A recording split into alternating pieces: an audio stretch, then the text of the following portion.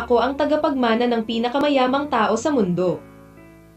Kabanata 1531. Ang tiwala sa sarili ng malakas. Kung ang mga taong nakatayo doon sa oras na ito ay hindi si Kenny, ngunit ang kanilang mga sarili, maaaring hindi nila malabanan ang pag-atake ng mga batong ito, at sila ay agad napapatayin ni Johnny. Nasa panganib ba ang matanda? Naging tense rin ang ekspresyon sa mukha ni Cyrus. Don't worry, dapat kayanin ng ulo. Lumingon si Jacel kay Cyrus at mahinang sinabi. Itinoon ni Cyrus ang lahat ng kanyang atensyon kay Kenny. Sa oras na ito, si Kenny ay hindi nagmamadali, at ang kanyang katawan ay nagsimulang huminga. Tumayo. Isang mahinang sigaw si Kenny. Isang hindi kapani-paniwalang bagay ang nangyari. Ang mga batong tatama sana kay Kenny ay tila may nataman, ngunit lahat sila ay nagbago ng direksyon at lumipad palayo. May kakaibang tingin sa mga mata ni Johnny, hindi niya akalain na kayang lutasin ni Kenny ang sarili niyang panlilinlang ng ganoon kadali. Kaya lang alam niya rin na wala siyang oras na mabigla sa mga bagay na ito. Muli niyang iwinagayway ang kanyang kanang kamay, at nakita niya ang isang malaking bato na lumilipad patungo sa direksyon ni Kenny sa napakabilis na bilis. Bahagyang nag-volley si Kenny, at kumislap ang isang sinag ng liwanag na direktang nahati ang malaking bato sa kalahati. Johnny, napakaraming taon kang nag-iisa, mayroon ka lang bang kakayahan? Tinanong ni Kenny si Johnny sa napakadiin na tono. Huwag kang mag-alala, simula pa lang ito. Kinagat ni Johnny ang kanyang mga ngipin at nagpatuloy sa pag-atake kay Kenny. Sa oras na ito, masasabing naubos na ni Johnny ang lahat ng kanyang kakayahan, ngunit kahit na anong galaw ang gamitin niya, madaling mareresolba ni Kenny ang mga ito sa kalooban. Nagalit din ito kay Johnny. Hindi niya inaasahan na pagkatapos ng maraming taon, ang lakas ni Kenny ay nakakatakot pa rin. Bukod dito, ang pakiramdam ng pang-aapi na dinala ni Kenny kay Johnny ay hindi nagbago sa anumang paraan. Minsang dinala ni Kenny kay Johnny ang ganoong pakiramdam noon, at ganoon pa rin ito ngayon. Tiningnan ni Cyrus ang posisyon ni Kenny, at sa sandaling ito lamang niya napagtanto kung gaano kakilakilabot ang lakas ng kanyang amo. Kung ang mga galaw na ginamit ni Johnny noon ay ginamit sa ibang mga tao. Kahit na maaari niyang pilitin ito na magpatuloy, matagal na siyang nalulumbay, at talagang imposibleng maging kalmado gaya ni Kenny. Dahil mabangis ang bawat galaw ni Johnny, mamamatay siya sa kamay ni Johnny kung hindi siya mag-iingat. Ngunit si Kenny ay nakatayo doon na may kalmadong ekspresyon mula pa noong una, na para bang siya ay nakikitungo sa isang napakasimpleng bagay na walang kwenta. Sa harap ng ganitong matinding labanan, ang maging kalmado, lahat ng naroroon ay hindi napigil ang huminga. Ang dahilan kung bakit napakatahimik ni Kenny ay hindi dahil sa kung gaano kahusay ang kanyang psikolohikal na kalidad. Ngunit dahil si Kenny ay lubos na nagtitiwala sa kanyang sariling lakas, at alam niya na ang mga galaw na ito ay hindi magbabanta sa kanya. Ito ang tiwala ng malakas. Tumingin si Johnny kay Kenny sa kanyang harapan. At may kislap na pananabik sa kanyang mga mata, dahil noong kaharap niya si Kenny noon, si Kenny ay kalmado gaya niya ngayon, at gusto niyang talunin si Kenny ganito. Ngunit may isang bagay na hindi naintindihan ni Johnny. Noong una, naisip niya na si Kenny ay napakakalma at kalmado kapag nakaharap sa kanya dahil ang kaharian ni Kenny ay talagang higit sa kanyang sarili, kaya maaring hamakin ni Kenny ang kanyang sarili. Ngunit ngayon ay nasa iisang kaharian pa rin sila ni Kenny, bakit kaya pa rin ni Kenny na maging tapat at mahinahon? Ganyan ba talaga siya ka-confident sa sarili niyang lakas? Hindi napigilan ni Johnny na bumantong hininga sa mahinang boses at saka sumigaw kay Kenny. Kenny, sa loob ng maraming taon, nag-aaral ako ng martial arts ng masikap para matalo ka. Sa huli, nagbunga si Huang Tian, hayaan mo na pagtanto ko ito. Isang galaw, ngayon gusto kong makita kung maaari mong gawin ang aking paglipat. Bahagyang tumingin si Kenny kay Johnny, at pagkatapos ay walang ekspresyon na sinabi. Sana hindi ito katulad ng pusa kung fu na may 3 paa. Huminga ng malalim si Johnny, pagkatapos ay biglang iwinagayway ang kanyang mga kamay, at agad-agad na hindi mabilang na mga hininga ang bumagsak ng direkta mula sa katawan ni Johnny. Gayunpaman, matapos ang mga hiningang ito ay umalis sa katawan ni Johnny, tila lahat sila ay naging mga sinulid na sutla. At ang mga thread na ito ay natipon sa itaas ng langit. Ano ito? Tiningnan ni Crystal ang sinulid na sutla sa itaas ng kanyang ulo at sumigaw sa gulat. Hindi ko inasahan na ang hininga ni Master Guan ay nalinang sa antas na ito, talagang hindi ka panipaniwala. Sa oras na ito, wala sa mood si Master Gao na ipaliwanag ang mga bagay na ito, at bumantong hininga sa sobrang inggit na tono. Pagkaraan ng ilang sandali, ang hininga ni Johnny ay naging isang malaking puting lambat. Matapos makita ng lahat ang eksenang ito, tila nagulat pa ang mga ekspresyon ng kanilang mga mukha. Pumunta ka. Isang mahinang ungol ang pinakawala ni Johnny. Sa sumunod na segundo, ang malaking lambat na ito ay direktang lumipad patungo sa posisyon ni Kenny. Matapos makita ni Kenny ang malaking lambat sa kanyang harapan, isang bakas ng paghamak ang sumilay sa kanyang mga mata. At pagkatapos ay bahagya niyang iwinagayway ang kanyang kanang kamay, at isang sinag ng liwanag ang bumaril mula sa langit, na parang gusto niyang putulin ang malaking net ni Johnny. Ngunit ang hindi naisip ni Kenny ay na matapos maputol ang kanyang hininga sa malaking lambat. Ang malaking lambat ay gumaling muli sa napakabilis na bilis, at pagkatapos ay nagpatuloy sa paglipad patungo sa kanyang posisyon.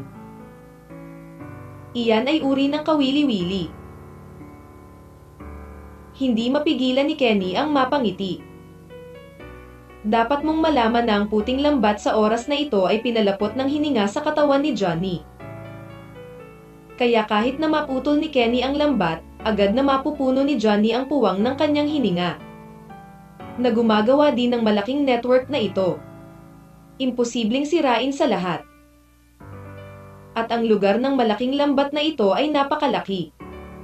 Halos sumasakop sa higanteng USA na ilang daang metro sa paligid ng Kenny, kaya gaano man kabilis si Kenny, talagang imposibleng maalis ang malaking lambat na ito. Higit pa rito, ang malaking lambat na ito ay maaari ding ilipat, kaya kung nais ni Kenny na iwasan ito, ito ay karaniwang imposible. Sa isang iglap, naging solemn na ang ekspresyon sa mukha ni Cyrus, dahil alam niyang napakadelikado pa rin ang sitwasyon ni Kenny sa oras na ito. Dahil kung talagang natatakpan ng malaking lambat na ito, maging ang katawan ni Kenny ay masusugatan ng husto. Kabanata 1532. Immortal ba silang dalawa? Alam din ng mga nakapaligid na mandirigma na si Kenny ay napakadelikado na ngayon. At lahat sila ay nagsimulang mag-alala tungkol kay Kenny, ngunit sila ay mas interesado kung si Kenny sa wakas ay makakatalo sa panlilinlang ni Johnny. Tulad ng inaasahan sa isang martial arts master, talagang nakakamangha. Oo, hindi ko maisip ang ganoong nakakatakot na kapangyarihan.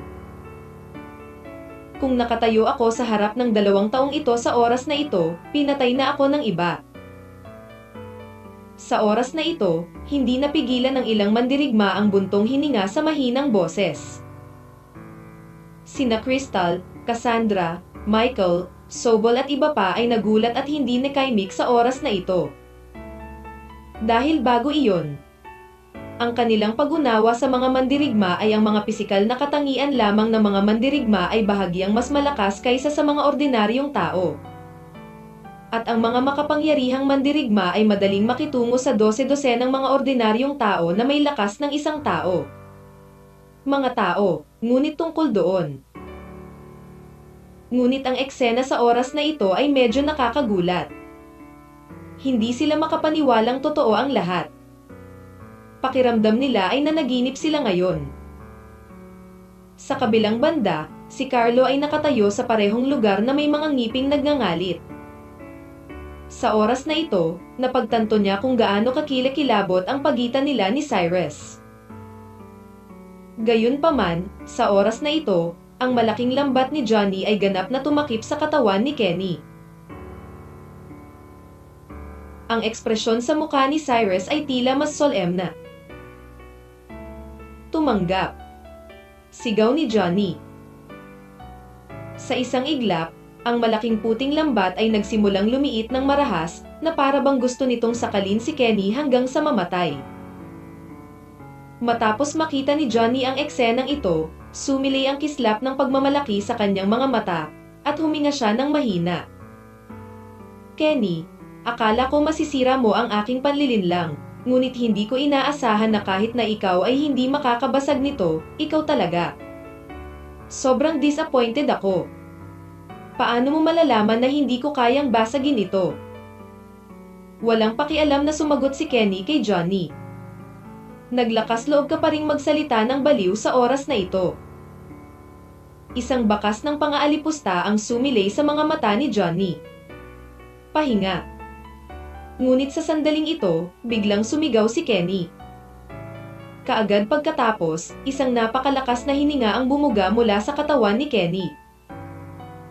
Bang! Isang malakas na putok. Ang malaking lambat na nakabalot pa rin sa katawan ni Kenny ay talagang sumabog sa atensyon ng lahat. At napaatras si Johnny ng 2 hakbang matapos makita ang eksenang ito, puno ng hindi kapani-paniwala ang kanyang mga mata. Hindi niya naisip na si Kenny ay hindi lamang nag-crack ng kanyang sariling trick, ngunit na-crack din ito sa ganitong paraan. Naisip na lang niya na tiyak na matatalo niya si Kenny ngayon. Ngunit sa sandaling ito ay napagtanto niya na dapat ay may gap pa rin sa pagitan nila ni Kenny. Gayunpaman, hindi binigyan ni Kenny ng mahabang panahon si Johnny para pag-isipan ito. Isang mahabang espada na ganap na binago ng hininga ni Kenny ang direktang lumipad patungo sa posisyon ni Johnny sa napakabilis na bilis. Matapos makita ni Johnny ang mahabang espada na lumilipad patungo sa kanyang posisyon, bakas ng galit ang sumilay sa kanyang mga mata, at mabilis siyang naglagay ng harang sa kanyang harapan. Tila balak ni Johnny na gamitin ang harang na ito para harangin ang mahabang espada ni Kenny. Ngunit medyo minamaliit niya ang kapangyarihan ng mahabang espadang ito. Ang mahabang espada ay nakalusot sa hadlang ng napakadali, at pagkatapos ay lumipad muli sa kinatatayuan ni Johnny. May biglang pagkabigla sa mga mata ni Johnny at mabilis siyang nagtayo muli ng harang. Malinaw, ang hadlang na ito ay maraming beses na mas makapal kaysa sa nakaraang hadlang. Ngunit ang harang na ito ay lumaban lamang sa karaniwan sa loob ng ilang segundo at madaling nabasag ng mahabang espada. Sa huli, walang ibang pagpipilian si Johnny kundi gamitin ang lahat ng kanyang lakas upang labanan ang espada ni Kenny. Bang! Sa isang malakas na ingay, ang mahabang espada ay direktang tumusok sa dibdib ni Johnny. Ngunit ang katawan ni Johnny ay napakatigas, kaya walang paraan para sa mahabang espada na tumagos sa katawan ni Johnny. Ngayon ang eksenang ito ay napakakakaiba pa rin. Na para bang may humahawak ng mahabang espada at gustong tumusok sa katawan ni Johnny, ngunit gaano man kalakas ang gawin ng tao, hindi maarak ng mahabang espada ang balat ni Johnny. Nakakakilabot na katawan. Oo, ganito na, hindi pa rin nasaktan si Grandmaster Guan, sobrang lakas. It's really worthy of the Battle of the Masters, marami akong natutunan ngayon. Ang mga nakapaligid na mandirigma ay hindi napigil ang mapabuntong hininga sa loob. Lalong nabigla ang mga ekspresyon sa mukha ng mga ordinaryong taong naroroon. Dahil pakiramdam nila, sa mga pelikula lang lumalabas ang nakikita nila ngayon at wala silang paraan para maniwala na kayang taglayin ng isang ordinaryong tao ang gayong kakilakilabot na kapangyarihan. Sa kanilang mga mata, sina Kenny at Johnny ay parang mga Diyos. Maaaring ito ang tunay na labanan ng engkanto. Ang labanang ito ay ganap na nagpabagsak sa pangunawa ng mga ordinaryong tao sa mga martial artist. Lalo na iyong mga business bigwigs, ngayon lang nila nalaman na ang mga warriors na ito ay talagang hindi kayang bayaran. Bagamat marami sa kanila ang nakakaalam ng pagkakaroon ng mga mandirigma noon, wala silang malinaw na pag-unawa sa kapangyarihan ng mga mandirigma, at hindi nila alam kung gaano kakilakilabot ang lakas ng mga mandirigma, ngunit sa oras na ito ay naunawaan na rin nila. Ang isang tunay na makapangyarihang mandirigma ay isang bagay na hindi kayang kalabanin ng mga ordinaryong tao. Nauutal at bamantong hininga si Michael, tao ba talaga ang dalawang ito? Hindi ba't dalawa silang immortal sa mga alamat? Sa tingin ko rin na silang dalawa ay mga maalamat na Diyos. Paanong ang mga ordinaryong tao ay may ganoong nakakatakot na kapangyarihan? Puno rin ng pagkabigla ang magagandang mata ni Cassandra. Mga Diyos. Paano magkakaroon ng mga Diyos sa mundong ito? Matapos marinig ang sinabi ng 2 taong ito, si Sobol ay halatang nasa bingit ng pag-iyak ng walang luha. Dahil kanina pa niya sinusubukan ang lahat para harapin si Cyrus. Ngunit paano niya naisip na si Cyrus ay nakahanap ng isang maladiwata upang maging kanyang Panginoon? Sa sandaling ito, ganap na tinalikuran ni Sobol ang ideya ng pakikitungo kay Cyrus, dahil alam niya na kung ipagpapatuloy niya ang pakikitungo kay Cyrus, liligawan lang niya si kamatayan. Siya at si Cyrus ay hindi na nagmula sa parehong mundo.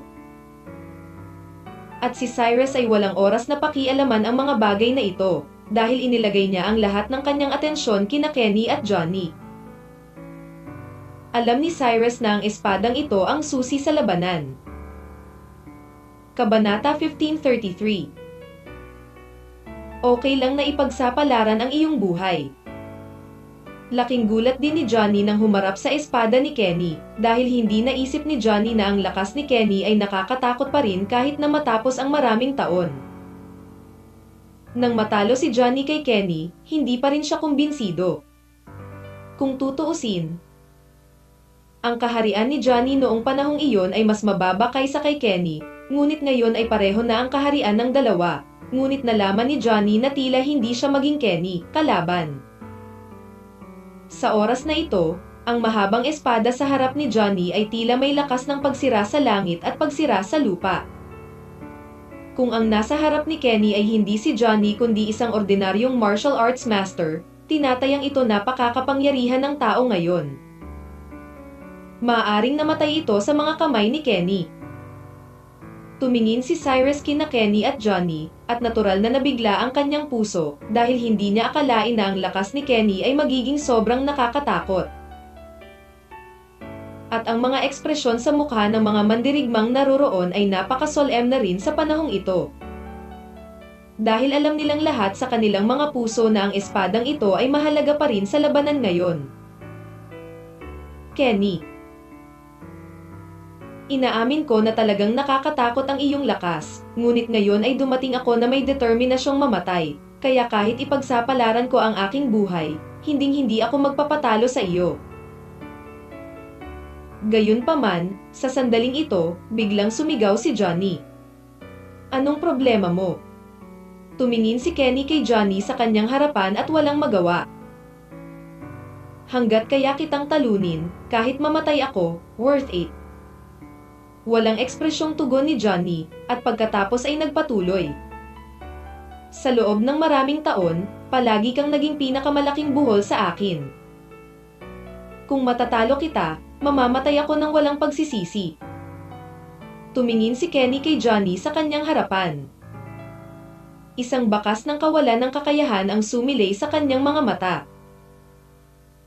At pagkatapos ng mahinang buntong hininga, hindi na siya nagsalita, dahil alam niya sa kanyang puso na ang pagkamatay ni Rafael ay isang dagok kay Johnny.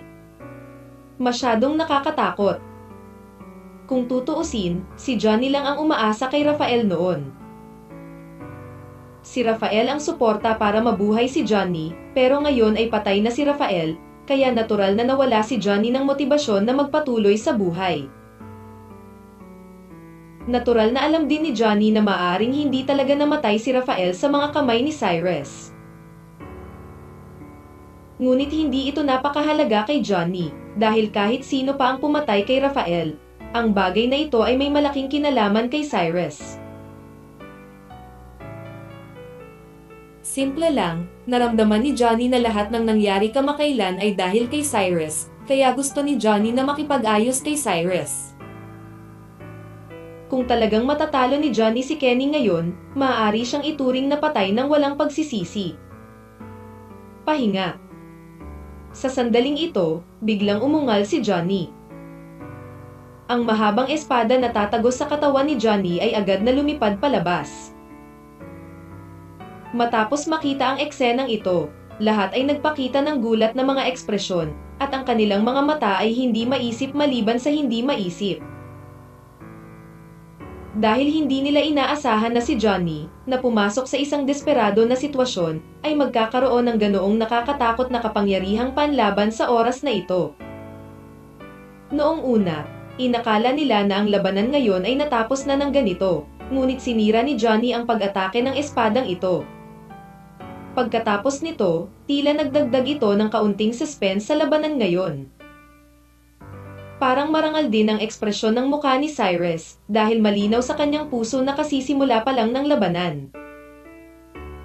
Kenny, ako ay nasa retreat sa loob ng napakaraming taon, at ako ay nagsusumikap sa isang panlilinlang. Ngunit ngayon sa wakas ay nagkaroon ako ng pagkakataon na gamitin ang panlilinlang na ito. Tumingin si Johnny kay Kenny sa kanyang harapan at sumigaw sa mahinang boses. Ang mga mata ni Kenny ay kakaibang kalmado, na para bang hinihintay niya si Johnny na kumilos. Tumayo. Hindi rin nagsalita ng kalokohan si Johnny, at bigla niyang tinapakan ang kanyang paa. Sa isang iglap, tila nagsimulang manginig ang buong Bashan Mountain. Matapos maramdaman ang panginginig ng Bashan Mountain, lahat ng taong naroroon ay nagpakita ng mga ekspresyon ng takot. Anong problema? Sigaw ni Michael na may takot sa kanyang mga mata. Habang pinagmamasdan ni Sobol ang nakapaligid na sitwasyon, ang ekspresyon ng kanyang mukha ay napakasolemn din. Bagamat ang Bashan Mountain ay nanginginig noon. Ang nakaraang pagyanig at ang kasalukuyang pagyanig ay ganap na dalawang konsepto. Dahil ang pagyanig sa oras na ito ay halatang mas marahas, na parang ang buong Bashan Mountain ay maaaring direktang gumuho anumang oras. Nagpapabagal sa mga tao. At hindi lang Bashan Mountain ang nanginginig, mukhang malaki na rin ang pinagbago ng panahon ngayon. Si Cassandra, Crystal, Sobol, Michael at iba pa ay ganap na natulala sa oras na ito. Kung tutuusin, lahat sila ay mga ordinaryong tao. Kailan ka pa nakakita ng ganoong eksena? Sobra na talaga ang sitwasyong ito para sa mga ordinaryong tao na tulad nila. Masyadong nakakaloka. Tiningnan ni Cyrus ang posisyon ni Kenny na may taimtim na ekspresyon. Bagamat hindi alam ni Cyrus kung ano ang susunod na mangyayari, nararamdaman ni Cyrus na napakaseryoso din ang ekspresyon ni Kenny sa oras na ito, na nagpapakita na ang kilos ni Johnny ay napakatakot pa rin. Kenny, espesyal kung inihanda ang paglipat na ito para sa iyo.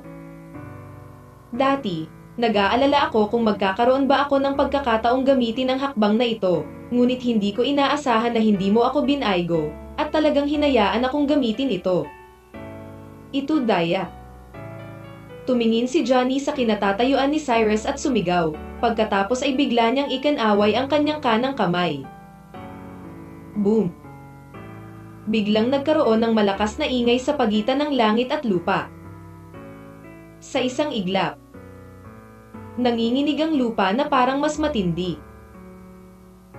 At ang pinaka hindi kapani-paniwalang bagay ay ang lahat ng mga bato sa lupa ay dahan-daang lumulutang.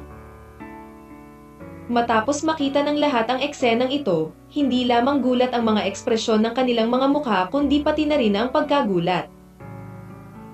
Napapikit din si Cyrus sa kinatatayuan ni Johnny. Ilang segundo lang ang lumipas, ang mga batong alikabok na orihinal na nakabitin sa pagitan ng langit at lupa ay unti-unting namumuo at naging maliit na bundok. Oo, ito ay isang bundok. At pagkatapos na mapawi ang maliit na bundok na ito, isang kislap ng pagmamalaki ang sumilay sa mga mata ni Johnny. Maging ang ekspresyon ng mukha ni Kenny matapos makita ang eksenang ito ay napaka hindi kapanipaniwala. Dahil malinaw sa kanyang puso na pinalapot ni Johnny ang napakalaking bundok sa pamamagitan ng pag-asa sa kanyang sariling hininga, na isa pa ring martial artist. Si Kenny mismo ay dapat magtiwala na magagawa niya ang hakbang na ito. Hindi ko akalain na maghahanda ka para harapin ako. Bulong ni Kenny kay Johnny. At hindi napigilan ni Johnny na mapamura pagkatapos marinig ang mga salita ni Kenny, at pagkatapos ay mahinang nagsabi. Hanggat kaya kitang talunin, kahit ipagsapalaran ko ang aking buhay, sulit ito. Kabanata 1534. Natalo si Kenny. Ang malaking rurok ay nakabitin sa itaas ng ulo ni Johnny, at ang mukha ni Johnny ay puno ng pananibik. Dahil ang hakbang na ito mismo ay inihanda ni Johnny para kay Kenny, tiyak na isang pagpapala para sa kanya na magamit ang hakbang na ito upang talunin si Kenny. Matapos makita ang eksenang ito, halatang naging marangal ang mukha ni Cyrus, dahil nararamdaman ni Cyrus na napakadelikado ng galaw ni Kenny, kaya hindi niya alam kung sigurado ba talaga si Kenny na kaya niya ito. Ang hakbang na ito ni Johnny. Kenny, ngayon gusto kong makita kung paano mo sisirain ang aking panlilinlang. Tumingin si Johnny sa kinatatayuan ni Kenny at sumigaw, pagkatapos ay bigla niyang ikinaway ang kanyang kamay. Sa isang iglap, nagkaroon muli ng malakas na ingay sa pagitan ng langit at lupa. Boom! Ang bundok na orihinal na nakabitin sa itaas ng ulo ni Johnny ay direktang lumipad sa kinatatayuan ni Kenny. Ang lahat ng naroroon ay nagpakita ng isang solemne na ekspresyon pagkatapos makita ang eksenang ito. Kung tutuusin, ramdam din nila kung gaano kakilakilabot ang pagiging epektibo ng labanan ng pagkilos ni Johnny sa oras na ito. Pagkatapos ay tiyak na mamamatay si Kenny ngayon. Kailangan kong sabihin na si Kenny ang talagang numero 1 martial arts master sa Hong Kong Island. Ngayon pa lang, inisip ng lahat na maaaring matalo si Johnny sa mga kamay ni Kenny ngayon, ngunit walang sino man ang nag-isip na ang labanan sa oras na ito ay sasailalim sa mga pagbabago sa lupa. Ngayon nararamdaman ng lahat na si Johnny ang may kalamangan sa oras na ito, habang si Kenny ay lubusang dehado. Hindi ko alam kung paano pinaplano ni Kenny na basagin ang trick na ito. Oo, hindi ko ine-expect na si Grandmaster Guan ay may trump card na hindi niya ginamit. Nakakatakot talaga. Siguro ito ang kapangyarihan ni Master. Ang lahat ng mga mandirigmang naroroon ay nagpakita rin ng gulat na mga ekspresyon sa oras na ito. Kenny man o Johnny, ang nakakatakot na kapangyarihan sa pakikipaglaban na ipinakita ng 2 taong ito sa oras na ito ay lubos na nakakumbinsi sa mga taong naroroon. Tila ang lahat ng naroroon sa eksena ay nakatuon ang kanilang atensyon kay Kenny lamang, dahil ang mga taong ito ay interesado kung paano binalak ni Kenny na basagin ang panlilinlang ni Johnny. Sa oras na ito, napakakalma pa rin ang ekspresyon ni Kenny. Bahagyan niyang sinulyapan ang bundok sa kanyang harapan. At bakas ng pang-aalipusta ang sumilay sa kanyang mga mata, kaya bigla niyang ikanaway ang kanyang kanang kamay, at isang gininto ang mahabang espada ang lumitaw sa harapan ng lahat.sa paningin. Pumunta ka.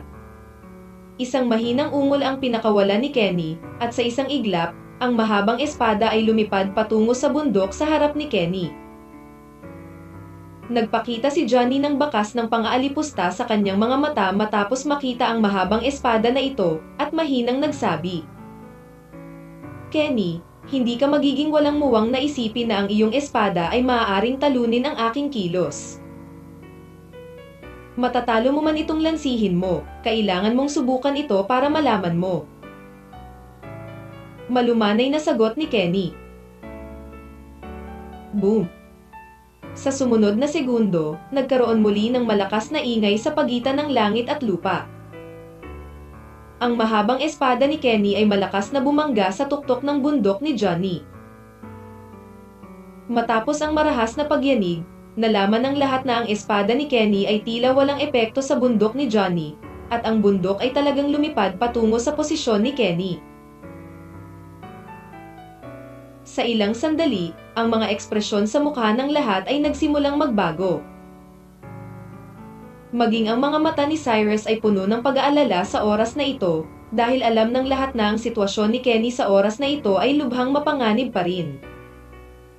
Gayunpaman, si Kenny mismo ay hindi nagpakita ng anumang ekspresyon ng nerbiyos, at muling ginamit ang kanyang hininga upang maging isang espada, at pagkatapos ay nilaslas pababa sa posisyon ng bundok.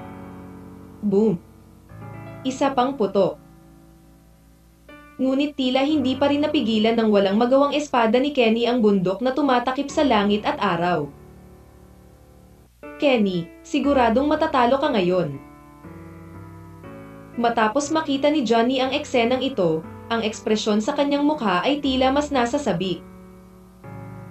Sa oras na ito, wala sa mood si Kenny na bigyang pansin si Johnny, at nagagawa lamang niyang laslasin ang bundok na nasa harapan niya gamit ang sunod-sunod na espada. Ngunit anuman ang mangyari, hindi mahati ng espada ni Kenny ang bundok sa kanyang harapan. "Wala ako sa mood magsayang ng oras sa'yo." Sa oras na ito, tila naisip ni Johnny na tiyak na magagawa niyang talunin si Kenny ngayon, kaya sumigaw siya sa tono ng pang-aalipusta, at pagkatapos ay biglang iwinagayway ang kanyang kanang kamay ng malakas. Sa isang iglap, ang bundok na nakasabit sa itaas ng ulo ni Kenny ay direktang bumilis at bumagsak patungo sa kinatatayuan ni Kenny. Sa oras na ito, tila hindi pa rin pinipili ni Kenny na sumuko, at naglaslas pa rin siya sa posisyon ng bundok gamit ang sunod-sunod na espada. Matapos makita ng lahat ng naruroon ng eksenang ito, ang kanilang mga mukha ay labis na kinabahan. Pagkatapos ng lahat, alam nilang lahat na ang tuktok sa itaas ng ulo ni Kenny ay tumitimbang ng 1,000 tonelada, at maaaring mas mabigat pa ito kaysa sa bakal. Kung hindi pa tumama si Kenny sa tuktok kung hinati niya ang bundok bago ang tuktok ng kanyang ulo, pagkatapos ay malamang na direktang papatayin ng bundok si Kenny. Napakasolemn din ng ekspresyon sa mukha ni Cyrus. Gusto niyang tulungan si Kenny na gawin ang isang bagay, ngunit hindi maisip ni Cyrus kung ano ang magagawa niya para matulungan si Kenny. Tahimik na panalangin. Hoy! Gayunpaman, pagkatapos lamang na sinubukan ni Kenny ang kanyang makakaya at nabigong hatiin ang bundok sa itaas niya. Siya ay bumantong hininga ng walang magawa, at pagkatapos ay tumayo sa lugar na walang ekspresyon sa kanyang mukha. Matapos makita ng lahat ang eksenang ito, bakas ng pagkagulat ang sumilay sa kanilang mga mata. Dahil alam nila sa kanilang mga puso na ang pagkilos ni Kenny sa oras na ito ay nangangahulugan na siya ay ganap na sumuko sa kanyang pagtutol. Ganito lang ba natalo si Master Lee? Masyadong malakas si Master Guan, maaaring minaliit ni Master Lee ang kalaban sa pagkakataong ito. Hindi ko inaasahan na haantong sa ganito. Oo, hindi dapat nandito si Master Lee ngayon. Ang mga mandirigmang naroroon ay nagsimulang magbuntong hininga sa mahinang boses. Sina Michael at Sobol ay parehong nagpakita ng nasasabik na mga ekspresyon matapos makita ang eksenang ito. Sa oras na ito, naramdaman nilang dalawa na ang dahilan kung bakit nagawang maging isang buhay si Cyrus na nagparamdam ng hangin sa hindi mabilang na mga bigwig sa lalawigan ng kanan ay dahil may master si Cyrus na. tulad ni Kenny. Ang dahilan kung bakit ang mga bigwig na iyon sa lalawigan ng Kanan sobrang takot kay Cyrus ang lahat ay dahil sa relasyon ni Kenny. Ngunit kung talagang namatay si Kenny sa mga kamay ni Johnny ngayon, mawawala rin si Cyrus sa kanyang pinakamalaking taga-suporta. Sa kasong ito, si Cyrus ay hindi na magiging Master de la Cruz mula sa Kanan Province, at maaaring samantalahin ni Sobol at Michael ang pagkakataong ito para maghiganti kay Cyrus. Naramdaman pa nila na hindi na nila kailangang maghintay hanggang sa sila mismo ang gumawa nito. Kapag namatay si Kenny, tiyak na aalisin ni Johnny si Cyrus.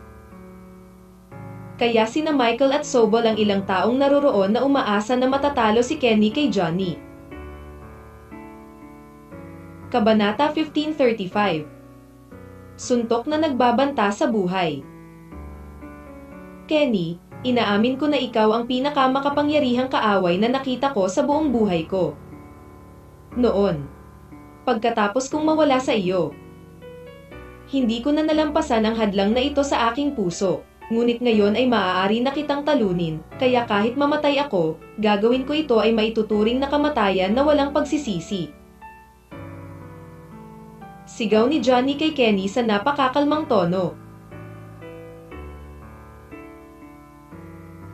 Gayunpaman, dahan-daang itinaas ni Kenny ang kanyang ulo at sinulyapan si Johnny. Ang kanyang mga mata ay hindi pangkaraniwang kalmado, na parang hindi niya narinig ang sinabi ni Johnny. Sa oras na ito, nakaramdam din ng kaunting awa ang mga mandirigmang naroroon. Kung tutuusin, si Kenny ay tiyak na maituturing na isang maalamat na master sa China. Sa kasamaang palad, walang nag-iisip na ang huling master ay magtatapos sa ganoong paraan. Papalapit ng papalapit ang tuktok ng bundok sa ulo ni Kenny. Gayunpaman, nakatayo pa rin si Kenny sa lugar na walang ekspresyon sa kanyang mukha. Ang ekspresyon sa kanyang mukha ay hindi pangkaraniwang kalmado. Kung tutuusin, iniisip ng lahat na kung ganito ang sitwasyon sa harap nila, kahit na sumuko na sila sa paglaban, wala silang dapat gawin at nakatayo doon sa naghihintay na mamatay. Maaari nilang piliin na tumakas. Ngunit hindi maintindihan ng mga taong ito kung bakit pinili ni Kenny na sumuko sa kanyang sarili na para bang wala siyang ideya na tumakas. Boom! Sa sandaling ito, muling tumaas ang bilis ng pagbagsak ng tuktok ng bundok. Sa ilalim ng tingin ng lahat, ang taluktok ng bundok ay nahulog na parang meteorite na bumagsak sa posisyon kung saan nakatayo ngayon si Kenny. Sa isang iglap, ang buong Bashan Mountain ay nahulog sa isang marahas na pagyanig. Guro! Hindi napigilan ni Jaisel na mapasigaw matapos makita ang eksenang ito. At si Cyrus ay ganap na natulala sa mga oras na ito. Tulala siyang nakatayo at tumingin sa lugar kung saan bumagsak ang bundok. Ang ekspresyon ng kanyang mukha ay napaka hindi kapanipaniwala, dahil hindi inaasahan ni Cyrus na magtatapos ito ng biglaan. Paano ito posible? Tila hindi makapaniwala si Cyrus sa kanyang nakita sa kanyang harapan, nauutal siya at sumigaw, saka siya humakbang at sumugod sa kinatatayuan ng bundok. Sa oras na ito, hindi matanggap ni Cyrus ang katotohanan na namatay si Kenny sa oras na ito. Young Sect Master, hindi ka maaaring pumunta doon. Natural na gulat si Jaisel sa oras na ito, ngunit mabilis niyang inabot si Cyrus nang makita niyang susugod na si Cyrus. Umalis ka sa daan. Kinagat ni Cyrus ang kanyang mga ngipin at sinigawan si Jaisel. Sect Master, huminahon ka, hindi ka na makakaalis ngayon. Huminto si Jaisel sa harap ni Cyrus na may matigas na ekspresyon at sumigaw sa sobrang excited na tono. Sabi ko umalis ka na ngayon, hindi mo ba ako narinig? Bulong pabalik ni Cyrus kay Jaisel. Para bang hindi narinig ni Jaisel ang mga salita ni Cyrus, nakatayo pa rin siya doon na walang ekspresyon. Si Cyrus ay wala sa mood na makipag-usap ng walang kapararakan kay Jaisel, at humakbang siya pasulong upang itulak si Jaisel palayo. Boom! Ngunit sa sandaling ito, ang tuktok ng bundok na tumama na sa lupa ay talagang nanginginig ng husto. Sa isang iglap, halos lahat ng naroroon ay natuon ang atensyon sa bundok. At tiningnan din ni Cyrus ang kinaroroonan ng bundok. Sa simula, medyo nanginginig lang ang bundok, ngunit pagkaraan ng ilang segundo, nagsimulang maging marahas ang panginginig ng bundok.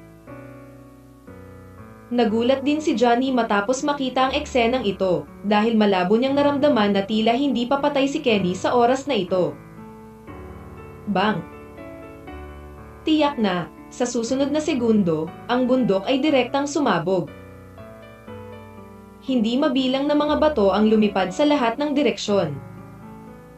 Mabilis na ginamit ng mga mandirigmang naroroon ang kanilang hininga upang bumuo ng harang sa kanilang harapan na parang may lumipad na bato at tumama sa kanila. Magtago ka sa likod ko.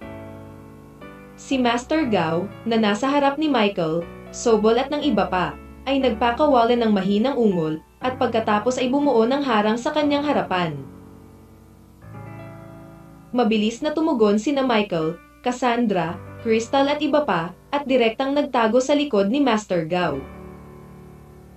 Ngunit ang reaksyon ni Sobol ay halatang mas mabagal ng kaunti kaysa sa kanila, kaya bago tumakbo si Sobol sa likod ni Master Gao, isang bato ang nabasag ng malakas sa kanang binti ni Sobol. Ano? Sumigaw si Sobol. Direktang binasag ng bato ang kanang binti ni Sobol. Ang mga mata ni Michael ay kumislap sa takot matapos makita ang eksenang ito. Tulungan mo ako. Dahil ang kanyang kanang paa ay nabasag ng isang bato. Si Sobol ay bumagsak sa lupa sa oras na ito, hindi makagalaw, ngunit mayroon pa ring hindi mabilang na mga bato na lumilipad patungo sa posisyon ni Sobol. Kung hindi makapagtago si Sobol sa likod ng harang ni Master Gao, tiyak na madudurog hanggang mamatay si Sobol ng mga batong ito ngayon. Sa oras na ito, inilagay na ni Master Gao ang lahat ng kanyang atensyon sa pag-aayos ng hadlang, at wala ng lakas para bigyang pansin si Sobol. Michael, bilisan mo, iligtas mo ako. Sumigaw si Sobol na may napakasakit na ekspresyon. Hindi napigilan ni Michael na matigilan matapos marinig ang mga salita ni Sobol. Ngunit tumayo siya roon at hindi gumagalaw. Dahil alam ni Michael na ang posisyon ni Sobol sa oras na ito ay lubhang mapanganib, nang umalis siya sa hadlang ni Master Gao, pagkatapos ang kanyang kapalaran ay tiyak na kapareho ni Sobol. Para naman kay Carlo, parang wala siyang narinig sa oras na ito, at nanginginig at nagtago sa likuran ng karamihan. Nang makita ni Sobol na hindi siya gustong iligtas ni Michael o ni Carlo, isang bakas ng kawalan ng pag-asa ang sumilay sa kanyang mga mata. Hindi naisip ni Sobol na magiging napakalupit sina Michael at Carlo at wala silang intensyon na iligtas siya. Bang! Sa sandaling ito, isa pang bato ang tumama sa kaliwang binti ni Sobol. Ano? Sumigaw muli si Sobol.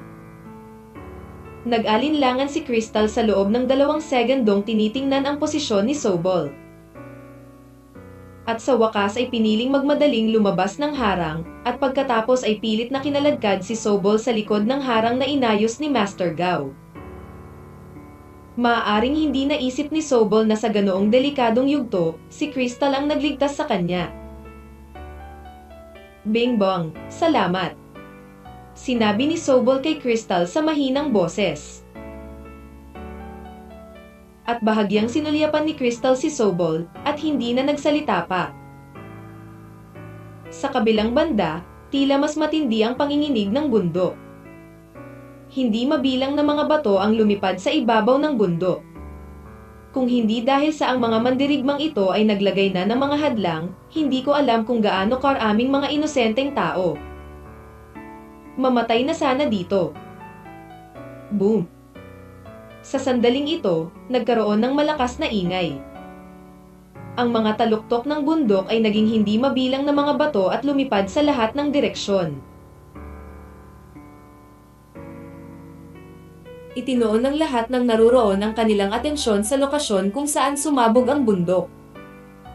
Ngunit nang mawala ang mga bato at alikabok, lahat ay natulala, at ang mga ekspresyon sa kanilang mga mukha ay walang iba kundi ang pagkagulat. Hindi pa patay ang Sect Master. Nakatitig si Jaisel sa malayo na may malalaking puno ng tubig na mga mata, at ang ekspresyon sa kanyang mukha ay labis na nakakagulat. Kabanata 1536. Ang pagtatapos ng digmaan. Tila ang lahat ng naroroon sa oras na ito ay may parehong ekspresyon, parehong gulat at nalilito. Dapat mong malaman na ang bundok na ito ay nahulog lamang sa katawan ni Kenny sa ilalim ng atensyon ng lahat. Ngunit walang nag-isip na si Kenny ay hindi papatay sa lahat ng oras na ito, at si Kenny ay hindi lamang namatay, ngunit hindi nasaktan. Paano ito posible? Paano mo nagawa? Matapos makita si Kenny, ang mga mata ni Johnny ay nabigla maliban sa pagkabigla, dahil naramdaman niya na si Kenny ay tiyak na mamamatay sa sitwasyon ngayon at wala ng posibilidad na mabuhay. Ngunit ang hindi niya inaasahan ay talagang nakaligtas si Kenny. Johnny, aminado ako na ang kapangyarihan ng iyong galaw ay talagang kamangha-mangha, ngunit kung gusto mo akong patayin sa hakbang na ito, hindi ito sapat. Dahan-daang kinausap ni Kenny si Johnny. Hindi, imposible talaga.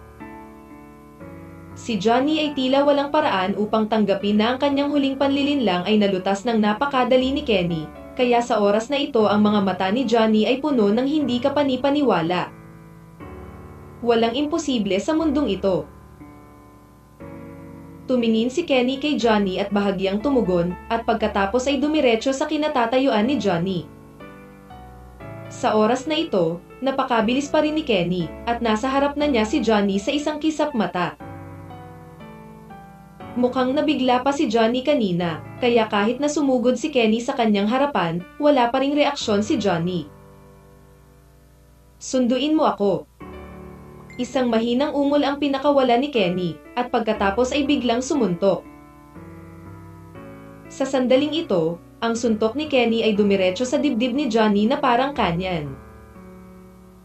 Bagamat isa lamang itong suntok, ang mga taong naroroon ay hindi nagdududa sa lakas ng suntok na ito.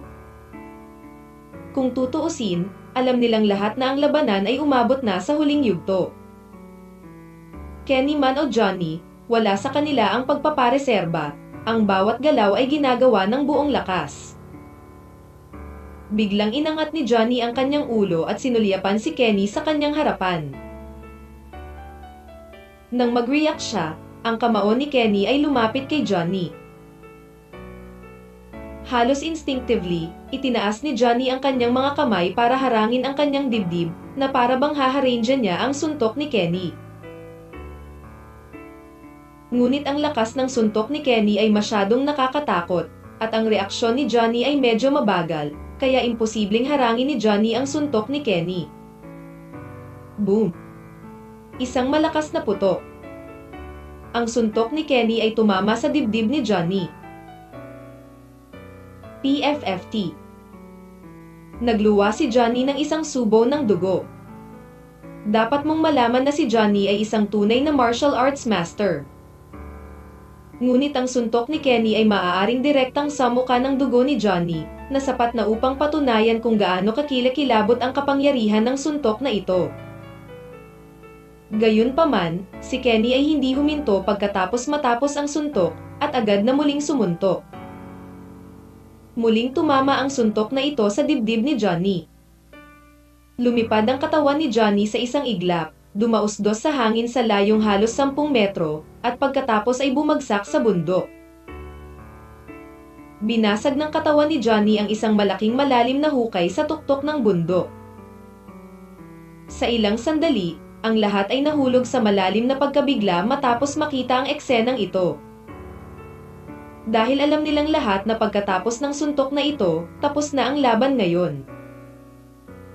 Talagang natalo si Master Guan. Sigaw ng isang mandirigma na may gulat na ekspresyon.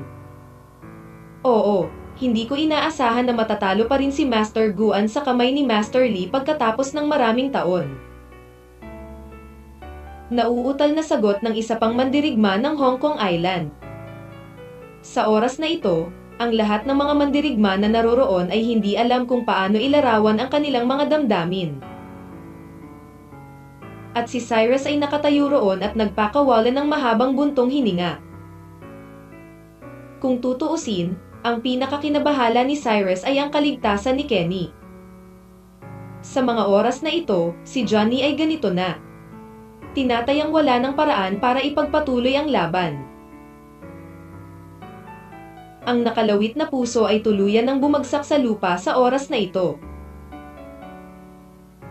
Naglakad si Kenny sa harap ni Johnny. Sa oras na ito, si Johnny ay naghihingalo na at wala na siyang lakas para tumayo. Hindi ko inaasahan na matatalo pa rin ako sa mga kamay mo. Dahan-daang itinaas ni Johnny ang kanyang ulo at sumulyap kay Kenny at sinabi sa mahinang boses. Ang iyong pag-unlad ay talagang nagpaparamdam sa akin na medyo hindi ka panipaniwala. Kung aabutin pa ng ilang taon, ang iyong mga pagkakataong manalo ay maaaring mas mahusay, ngunit ngayon ikaw ay masyadong naiinip. Tugon ni Kenny kay Johnny nang napakatahimik. At hindi napigilan ni Johnny na mapangiti ng mapait matapos marinig ang mga salita ni Kenny at mahinang nagsabi. Kung matatalo ka, hindi mo na kailangang sabihin ang mga ganoong salita para aliwin ako, lalo pa sa ilang taon. Ang oras tapos na, kahit bigyan mo pa ako ng 20 taon, hindi ko na makikita ang kalaban mo. Haha. Tumingin si Kenny kay Johnny at tumawa.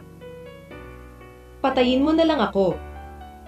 Tumingin si Johnny kay Kenny at nagpatuloy. Patayin ka.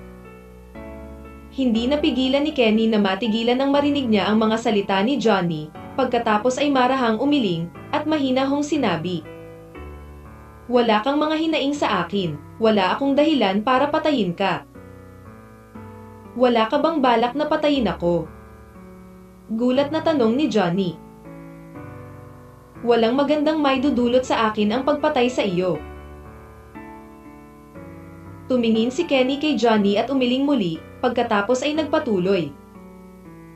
Ang apo mo ay hindi pinatay ng aking apprentice, dapat alam mo ng eksakto kung paano namatay ang iyong apo, kaya sana ay hindi mo hanapin ang aking apprentice. Ang gulo, ito pa rin. Hindi makatwiran para sa isang malaking tao na mang-aapi ng isang bata. Tumingin si Johnny kay Kenny sa kanyang harapan na may bakas ng kawalan ng kakayahan sa kanyang mga mata at sinabing may mapait na ngiti. Sa totoo lang, alam ko na ang apo ko ay hindi pinatay ng iyong apprentice, sinamantala ko lang ang pagkakataong ito para akitin ka. Lumabas ka na lang. Ganoon ba talaga kahalaga sa iyo ang pagkatalo sa akin? Tanong ni Kenny na may pagdududa. Mas mahalaga pa sa buhay ko. Sagot ni Johnny sa mahinang boses. At tumingin si Kenny kay Johnny sa kanyang harapan at ngumiti ng walang magawa, pagkatapos ay tumalikod at umalis. Nakahiga si Johnny sa lupa at tumingin sa likod ni Kenny, hindi napigil ang magpakawalan ng isang mapait na ngiti, at pagkatapos ay bumaantong hininga. At naglakad si Kenny sa harap ni Cyrus at mahinang nagsabi, dapat kaya mong hawakan ang iba, di ba? Si Cyrus ay tumingin kay Kenny sa kanyang harapan ng may pananabik, dahil alam niyang kung hindi dahil sa hitsura ni Kenny ngayon, baka namatay siya sa mga kamay ni Johnny. Kaya mo yan. Sagot ni Cyrus sa mahinang boses. Mabuti yan. Bahagyang tumango si Kenny, pagkatapos ay tumalikod at tumakbo pababa ng bundok. Matanda, saan ka pupunta? Hindi inaasahan ni Cyrus na nagplano si Kenny na umalis ng ganoon kabilis, kaya nagmamadali siyang sumigaw. Kaya mo na ang iba, kaya hindi ko na kailangan pang manatili dito. Bahagyang sumagot si Kenny kay Cyrus, at pagkatapos ay nagpatuloy sa paglalakad pababa ng bundok. Kabanata 1537. Tumakas ang lahat. Sa ilalim ng atensyon ng lahat, dahan-daang naglakad si Kenny pababa ng Bashan Mountain. Bagamat natalo ni Kenny si Johnny ngayon, malaki rin ang binayaran ni Kenny, kaya kailangan niyang humanap ng tahimik na lugar para mabawi ang kanyang katawan. Sa pagkawala ni Kenny, ganap na natapos ang malaking labanang ito. Sa huli, natalo ni Kenny si Johnny. Sa orihinal, dahil sa pagreretiro ni Kenny, ang kanyang pangalan ay hindi binanggit ng mga mandirigma sa loob ng mahabang panahon, ngunit pagkatapos ng labanang ito, ang pangalan ni Kenny ay muling aalingaw-ngaw sa buong China. Siyempre, ang relasyon ni Cyrus at Kenny ay malalaman din ng hindi mabilang na mga tao. At ang labanang ito ay talagang hindi lamang isang labanan sa pagitan ni Kenny at Johnny, kundi isang labanan din sa pagitan ng mga mandirigma ng Hong Kong Island at mga mandirigma sa loob ng bansa. Ang huling resulta ay ang mga mandirigma sa loob ng bansa ay mas mahusay. Pagkaalis ni Kenny, naghiwa-hiwalay din ang mga mandirigmang naroroon. At hindi sinira ni Johnny ang kanyang pangako, sinabi niya kay Cyrus kung saan niya itinatago si Amy. Si Cyrus ay umalis sa Bashan Mountain sa unang pagkakataon, at pagkatapos ay natagpuan si Amy. Dahil kumain si Amy ng resurrection pill sa mga oras na ito, siya ay nasa coma pa rin, kaya hindi pinili ni Cyrus na ibalik si Amy sa Salisbury City, ngunit hayaan si Giselle na dalhin si Amy sa Monkey Sect. Pagkatapos ng lahat, Monkey Sect doon ay isang antidote para sa Resurrection Dan. Para naman kay Cyrus, Victor at iba pa, lahat sila ay ipinasa kay Trixie. Mag-isa man ito sa industriya ng pamilya An, sa industriya ng pamilya Zuo, o sa industriya ng pamilyang Chi, hinayaan ni Cyrus si Trixie na pamahalaan ito ng mag-isa. Sa kasong ito ay katumbas ni Trixie na siyang may huling say sa buong Hong Kong Island. Tila hindi inakala ni Trixie na dahil lang sa isa sa mga desisyon niya, direkta niya itong gagawing business queen ng Hong Kong Island. Matapos harapin ni Cyrus ang mga bagay na ito, mag-isa siyang sumakay sa eroplano at babalik na sana sa Bihang City. Kahit na ang mga usapin sa Hong Kong Island ay napag-usapan na, si Cyrus, ang tunay na utak sa likod ng mga bagay na ito, ay hindi pa naaasikaso. Alam ni Cyrus na ang lahat ng ito ay idinisenyo ni Francis, kaya sa pagkakataong ito ay hindi napababayaan ni Cyrus si Francis. Sa kabilang panig, Bihang City. Tinawagan ni Humphrey si Francis nang malaman niyang natalo ni Kenny si Johnny. Mr. Fang, ang malaking bagay ay masama. Talagang natalo si Johnny kay Kenny. Ngayon ang buong Hong Kong Island ay nasa ilalim ng kontrol ni Cyrus, at si Cyrus ay tila sumakay sa eroplano at malapit nang bumalik. Ano ang dapat nating gawin? Matapos sagutin ni Francis ang telepono, sumigaw si Humphrey sa sobrang excited na tono. Itong Victor ay basura lang. Naihatid ko na ang karne sa bibig niya, pero hindi siya marunong kumain. Kinagat ni Francis ang kanyang mga ngipin at sumagot sa mahinang boses. Ang pangunahing dahilan ay ang lakas nitong Cyrus ay masyadong nakakatakot. Talagang minaliit namin itong Cyrus noon. Mabilis na sabi ni Humphrey pagkatapos marinig ito. Oo. Hindi ko inaasahan na babalik si Cyrus ng buhay. Sumagot si Francis sa mahinang boses. Kung gayon, ano ang dapat nating gawin ngayon, Mr. Feng? Alam na siguro ni Cyrus ngayon na binibalangkas natin siya, at tiyak na maghihiganti siya sa atin. Sa oras na ito, lubos na naunawaan ni Humphrey kung gaano nakakatakot ang lakas ni Cyrus, kaya labis siyang nag-aalala sa paghihiganti ni Cyrus. Hindi mo kailangang mag-alala. Kahit alam na ni Cyrus na ang lahat ng ito ay tayo ang nagdisenyo, hindi niya tayo mahahanap. Hindi mo dapat ipakita ang iyong mukha sa mga araw na ito. Kung maaari, huwag makipag-ugnay sa sinuman. Mas mabuting magtago sandali sa labas. Panipi. Sabi ni Francis pagkatapos mag-isip ng ilang sandali. Ano ang tungkol sa iyo, Mr. Feng? Tanong ni Humphrey pagkatapos mag-alinlangan sandali. Mayroon akong aalis saglit sa Bihang City, kaya huwag mo akong kontaken kamakailan. Kung may anumang sitwasyon, tatawagan kita sa lalong madaling panahon. Mabagal na sabi ni Francis. Sige, naintindihan ko na. Nag-aatubili na sumagot si Humphrey. At direktang ibinaba ni Francis ang telepono pagkatapos marinig ito. Tumingin si Humphrey sa kanyang cellphone na may kakaibang walang magawang ekspresyon.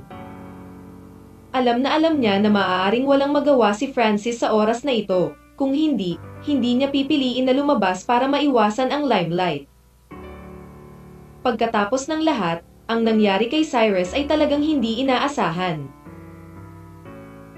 Ang orihinal na akala ni Humphrey ay mamamatay si Cyrus sa pagkakataong ito, ngunit hindi niya inaasahan na mabubuhay pa si Cyrus. Ngayon ang lahat ng mga plano ni Francis at Humphrey ay ganap na nag-ambala. Jingle bell. Sa sandaling ito, biglang tumunog ang cellphone ni Humphrey. Hindi maiwasan ni Humphrey na tumingin sa ibaba matapos marinig ang pagri-ring ng kanyang mobile phone, at nalaman na iyon ang tawag ni Clinton. Pagkatapos mag-alinlangan ng 2 segundo, kinuha ni Humphrey ang telepono at ikinonekta ang tawag. Hey! Mahinang sabi ni Humphrey. Mr.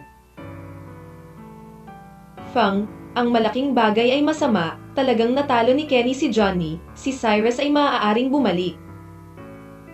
Sigaw ni Clinton sa sobrang excited na tono. Alam ko na ang tungkol dito. Nag-aatubili na sumagot si Humphrey. Kung gayon, ano ang susunod nating gagawin, Mr. Feng? May plano ba si Mr. Feng? Nagmamadaling tanong ni Clinton. Ang kasalukuyang intensyon ni Pangulong Feng ay iwasan natin ang limelight. Ang insidenteng ito ay biglang nangyari, at hindi naisip ni Pangulong Feng kung ano ang susunod na gagawin, mahinahong sabi ni Humphrey. Hindi mo naisip kung ano ang susunod na gagawin. Napatulala si Clinton nang marinig niya ang mga salita ni Humphrey. Tama, kaya hindi mo na ako kailangan pang kontaken sa mga araw na ito. Kung may mali kay Mr. Feng, hahanapin kita sa lalong madaling panahon. Naiintindihan mo ba ang ibig kong sabihin? Mahinang sabi ni Humphrey. Mr. Feng, huwag mo akong pagtawanan. Tuwang-tuwang sigaw ni Clinton. Hindi kita binibiro, hintayin mo lang tawag ko. Walang pakialam na sumagot si Humphrey, at agad na ibinaba ang telepono. Sa kabilang panig ng telepono, napatulala si Clinton nang makita niyang ibinaba na ang telepono, at bumagsak ang ekspresyon ng kanyang mukha. Napakasimple ng dahilan. Humphrey man o Francis. Ang 2 taong ito ay hindi masyadong madalas na nagpapakita, kaya napakadali para sa kanilang dalawa na piliin na umiwas sa limelight sa oras na ito, humanap na lang ng mapagtataguan. Ngunit iba ang Clinton. Ngayon ang karamihan sa negosyo ng pamilya Jiang ay nasa ilalim ng kontrol ni Clinton.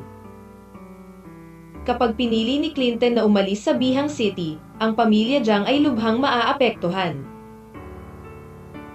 Kaya ngayon imposible para kay Clinton na lumabas para maiwasan ang limelight. Ang 2 lumang bagay na ito, sa sandaling may nangyari, lahat sila ay tumakbo palayo, iniwan akong mag-isa. Si Clinton ay kumagat at nagmura sa mahinang boses, pagkatapos ay ipinikit ang kanyang mga mata at nagsimulang mag-isip kung ano ang susunod niyang gagawin. Kabanata 1538. Bumalik sa Bihang City. Makalipas ang 2 araw, bumalik si Cyrus sa Bihang City. Dahil ang Bihang City ay napakalayo pa mula sa Hong Kong Island, inabot ng 2 araw si Cyrus sa paghagis bago umuwi. Pagkarating sa bahay, nalaman ni Cyrus na wala si Vera sa bahay, ngunit hindi siya nagdala ng anumang bagahe o damit. Kinuha ni Cyrus ang kanyang mobile phone at tinawagan si Vera, ngunit naka-off ang kabilang partido. Alam ni Cyrus na si Vera ay isang babaeng may mahusay na mahiwagang kapangyarihan, at siya mismo ay isang martial artist na may mahusay na martial arts. Ang kanyang lakas ay lubhang nakakatakot. Ang mga ordinaryong tao ay walang magawa kay Vera, kaya't si Cyrus ay very worried about Vera's safety, kaya hindi niya ito sineryoso. Thanks to mine. Pagkatapos ng simpleng paghuhugas, bumalik si Cyrus sa kanyang silid at humiga sa kama upang magpahinga. Bagamat isa na ring martial artist ngayon si Cyrus, kung tutuusin, matagal na siyang nagpapaikot-ikot sa Hong Kong Island, kaya medyo pagod din si Cyrus sa mga oras na ito. Direktang natutulog si Cyrus mula alas 10 ng gabi hanggang alas 9 ng umaga kinabukasan. Nang muling magising si Cyrus, nalaman niyang hindi pa rin bumabalik si Vera. Kinuha ni Cyrus ang kanyang mobile phone at tinawagan muli si Vera, ngunit naka-off pa rin ang kabilang party. Anong ginawa ni Vera? Si Cyrus ay likas na bomb-ulong at may bakas ng pag-aalinlangan ang sumilay sa kanyang mga mata. Dapat alam mo na si Vera ay bihirang mawala ng ganoon katagal. At pagkatapos ng ilang sandali na pag-isipan ito, handa pa rin si Cyrus na gumawa muna ng mga seryosong bagay. Pagkatapos ng lahat, si Vera ay hindi dapat nasa anumang panganib. Kinuha ni Cyrus ang kanyang mobile phone at tinawagan si Marites. Master de la Cruz, bumalik ka na ba? Mahinang tanong ni Marites matapos sagutin ang telepono. Well, magkita tayo. Malumanay na sagot ni Cyrus. Okay, young Master de la Cruz, hahanapin kita ngayon. Mabilis na sabi ni Marites. Hindi, sabihin mo sa akin ang isang lugar at hahanapin kita. Sabi ni Cyrus sa mahinang boses. Ayos ito. Sumang-ayon si Marites, at pagkatapos ay sumang-ayon sa isang lugar ng pagpupulong kasama si Cyrus. Makalipas ang isang oras, dumating si Cyrus sa lugar na napagkasunduan ni Marites na isang well-decorated tea room. Matapos makapasok sa tea room, sinabi ni Cyrus sa waiter na si Marites ang pangalan, at direktang dinala ng waiter si Cyrus sa isang kahon. Matapos ipasok ni Cyrus ang kahon, nalaman niyang gumagawa si Marites ng tsaa. Ngayon, si Marites ay nakasuot ng puting cheongsam, at ang kanyang perpektong figura ay makikita sa ilalim ng outline ng cheongsam. Si Marites ay may mataas na baywang at balingkinitang mga binti. Sa isang maislan at magandang mukha, siya ay napakakaakit-akit at sexy. Young Master de la Cruz, nandito ka na. Matapos makita si Cyrus na pumasok sa kahon, nagmamadaling sumigaw si Marites nang nakangiti. Ate Lynn, ang ganda mo na naman. Naglakad si Cyrus sa harap ni Marites at nakangiting sinabi. Milfs, anong maganda o hindi? Likas na tuwang-tuwa si Marites nang marinig niya ang mga salita ni Cyrus, ngunit napakakumbaba niya. Ate Lynn, hindi ka MILF, kahit sabihin mong 20 ka na, maniniwala ako. Nakangiting sagot ni Cyrus, at saka umupo sa upuan. Young Master de la Cruz, ikaw ang nangaasar sa akin ng ganyan. Kung ibang tao iyon, siguradong hindi ko pababayaan ang taong iyon. Si Marites ay puno ng pagmamahalan at binigyan si Cyrus ng isang mapanlinlang na kindat. Haha! Ngumiti si Cyrus at pagkatapos ay mahinang sinabi, Sister Lynn, Pag-usapan ang seryosong bagay, naimbestigahan mo na ba ang mga posisyon ni Francis at Humphrey? Kahit na si Cyrus ay nasa Hong Kong Island noon.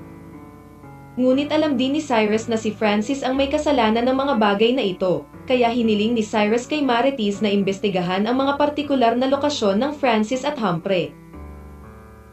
Master de la Cruz, I'm really sorry. Nawala sa amin ang Humphrey kanina. Napakatuso niya, kaya hindi ko alam ang specific location ni Humphrey ngayon. Sabi ni Marites na parang medyo nagsisisi. Matapos marinig ang mga salita ni Marites, binigyan ni Cyrus si Marites ng isang walang magawang tingin. At pagkatapos ay mahinang sinabi, "Okay lang, hindi kita sinisisi para dito, kung tutuusin, kung talagang ganoon kadaling malaman ang eksaktong lokasyon ng dalawa. Sa kanila, hindi naman sa matagal ko nang hindi iniimbestigahan." Bagamat sinabi ni Cyrus, sa katunayan, medyo nawala pa rin siya sa kanyang puso. Dahil si Cyrus ay nasa Hong Kong Island kanina, pakiramdam niya ay relax ni Francis at Humphrey ang kanilang pagbabantay. Ito ang pinakamagandang pagkakataon para imbestigahan ang mga partikular na lokasyon ng 2 taong ito. Ngunit ang hindi inaasahan ni Cyrus ay ang pagiging tuso ni Francis, at hindi pa rin siya nagre-relax kahit sa oras na ito. Young Master de la Cruz, kahit na hindi ko pa naimbestigahan ang lokasyon ng Humphrey at Francis, may isang tao sa ilalim ng aming pagbabantay sa lahat ng oras. Biglang kinausap ni Marites si Cyrus. WHO. Mabilis na tanong ni Cyrus. Clinton. Sagot ni Marites. Clinton. Hindi mapigilan ni Cyrus na matigilan matapos marinig ang pangalan. Si Master de la Cruz. Francis at Humphrey ay nakipag-ugnayan na kay Clinton para makipag-usap sa iyo kanina. Kaya sa tingin ko dahil hindi natin direktang mahanap sina Francis at Humphrey, makakahanap tayo ng ilang pahiwatig sa pamamagitan ng Clinton. Baka kaya natin. Pinili ko ang Humphrey sa tabi ng baging, at kapag nahanap ko na ang Humphrey, mas madaling mahanap si Francis. Tumingin si Marites kay Cyrus at nagsuri. Umupo si Cyrus sa pwesto at nag-alinlangan ng 2 segundo, at pagkatapos ay bumulong. Ang paraan na sinabi mo ay talagang ang pinakamahusay na paraan, at ngayon ay maaari lamang itong gawin. Kung gayon, magpapadala ako ng isang tao na mag-iimbestiga kay Clinton ngayon. Mabilis na sabi ni Marites. Hindi, wala akong oras na makisali sa kanila ngayon. Sabihin mo lang sa akin ang address ni Clinton, at ako mismo ang hahanapin niya. Walang ekspresyong sabi ni Cyrus. Dati, palaging nag-aalala si Cyrus na ang kanyang mga aksyon ay magiging masyadong malaki para takutin ang ahas, ngunit ngayon ay iba na. Dahil si Francis ay nagkusa na upang salakayin si Cyrus, kung gayon si Cyrus ay hindi na kailangang patuloy na itago ito. Master de la Cruz, balak mo bang hanapin si Clinton ngayon? Nagulat na sabi ni Marites. Oo. Ayokong mag-aksaya ng oras ngayon. Dahan-daang tumango si Cyrus. Tumingin si Marites kay Cyrus pataas at pababa, alam niya na ang lakas ni Cyrus ay nakakatakot, kaya hindi dapat magkaroon ng anumang panganib. Kaya sinabi ni Marites kay Cyrus ang eksaktong lokasyon ng Clinton. At diretsyong umalis si Cyrus sa tea room matapos malaman ang tiyak na lokasyon ni Clinton, handang makipagkita sa matandang kaibigang ito. Ngayon ay nawawala sina Francis at Humphrey. At walang plano si Cyrus na palayain sila sa pagkakataong ito, kaya ang pinakamadali at pinakadirektang paraan para kay Cyrus ngayon ay sundan ang baging, simula sa Clinton ng kaunti. Hanapin sa itaas. Hanggat mahahanap ni Cyrus si Clinton, mahahanap niya si Francis. Kabanata 1539. Wala kang alam. Sa loob ng isang luxury villa sa Bihang City, Umupo si Clinton sa sofa kasama ang isang napaka-sexy na babae sa kanyang mga bisig at nanonood ng TV. Bagamat sinabi ni Humphrey kay Clinton na lumabas para maiwasan ang limelight kamakailan, ngunit ang pamilya Jiang ni Clinton ay hindi maihahambing kina Humphrey at Francis. Kakagawa lang ni Clinton sa isang malaking proyekto. Kung aalis ka ng ganito, ang pagkawala sa napakalaki pa rin ng pamilyang Jiang. Hindi kayang bayaran ni Clinton o ng pamilyang Jiang ang pagkawalang ito. Kaya sa huli ay hindi pinili ni Clinton na umalis sa Bihang City, ngunit nagplanong magtago sandali sa kanyang suburban villa. Diyos, nang ang limelight pass, aalis na ako dito. At ang babaeng nasa bisig ni Clinton ay mukhang katulad ni Margot. Nahanap din ni Clinton ang babaeng ito bilang kapalit dahil hindi niya kayang ituloy si Margot sa lahat ng oras. Ding-dong. Maya-maya lang ay tumunog ang doorbell. Bahagyang kumislap ang mga mata ni Clinton na kinakabahan matapos marinig ang doorbell. Dahil hindi niya sinabi kahit kanino na nandito siya, at biglang may nag-doorbell, at naramdaman niyang may mali. Mahal, ano bang nangyayari sa'yo? Hindi alam ng babae ang kasalukuyang sitwasyon ni Clinton at nagtanong sa tonong naguguluhan. Kanina lang ba nag-doorbell? Kainahinalang sabi ni Clinton. Oo, tumunog ang doorbell, ito dapat ang takeaway na in-order ko. Mabilis na sagot ng dalaga. Nag-order ka ba ng takeout? Hindi mapigilan ni Clinton na matigilan nang marinig niya ang mga salita ng dalaga. Oo, hindi masarap magluto ang yaya mo dito, kaya nag-order ako ng takeaway. Paliwanag ng dalaga. Ang ekspresyon ng mukha ni Clinton ay tila nakarelax ng husto pagkatapos marinig ang mga salita ng batang babae, at pagkatapos ay bumulong. Kung gusto mong kumain ng isang bagay sa hinaharap, hilingin lamang kay tita na lumabas para bumili nito, huwag mag-order ng takeout. Oh, nakikita ko.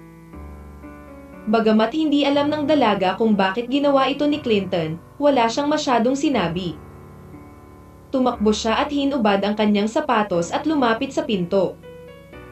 Pagkatapos ay sinilip niya ang videophone at nakitang takeaway nga ito, kaya binuksan niya ang pinto.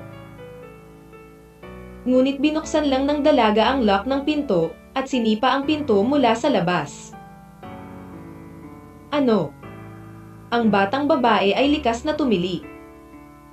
Binitawan ni Cyrus ang takeaway na kapatid, at pagkatapos ay naglakad papunta sa villa.